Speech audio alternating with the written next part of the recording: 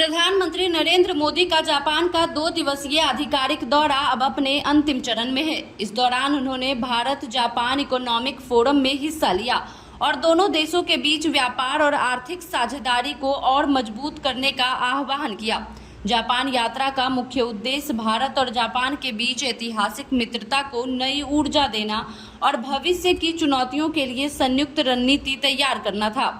PM Modi ने Japan के प्रधानमंत्री शिगेरू इशिबा के साथ शिखर वार्ता की, जहां दोनों नेताओं ने द्विपक्षीय संबंधों को और गहरा करने पर बल दिया। चर्चा में व्यापार, नवाचार, तकनीकी सहयोग, उद्यमिता, स्टार्टअप और आर्टिफिशियल इंटेलिजेंस जैसे विषय प्रमुख रहे। विदेश मंत्रालय के प्रवक्ता रणधीर जायसवाल ने सोशल मीडिया प्लेटफॉर्म एक्स पर जानकारी दी कि इस यात्रा में कई अहम समझौतों पर सहमति बनी है, जिसे पीएम मोदी ने भी साझा कर खुशी जाहिर की। यात्रा के दौरान पीएम मोदी ने जापान की तकनीकी क्षमता का अनुभव करने के लिए बुलेट ट्रेन की सवारी भी की।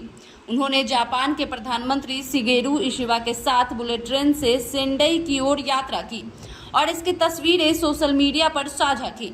जापान के प्रधानमंत्री ने भी पीएम मोदी के साथ इस सफर को यादगार बताते हुए लिखा कि प्रधानमंत्री मोदी के साथ उनकी लगातार मुलाकातें जारी हैं और यह रिश्तों को और प्रगाढ़ बनाने का प्रतीक है। पीएम मोदी ने जापान के 16 प्रांतों के राज्यपालों से भी मुलाकात की। इस मुलाकात में राज्य प्रांत सहयोग की नई पहल शुरू करने पर सहमति बनी है। उन्होंने कहा कि यह पहल भारत जापान मैत्री को नई ऊंचाई पर ले जाएगी।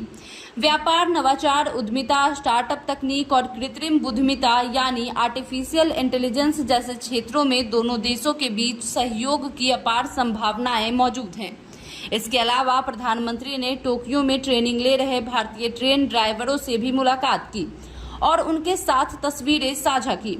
उन्होंने अपने प्रयासों की सराहना करते हुए कहा कि जापान में सीखने का उनका अनुभव भारत के लिए अमूल्य योगदान साबित होगा।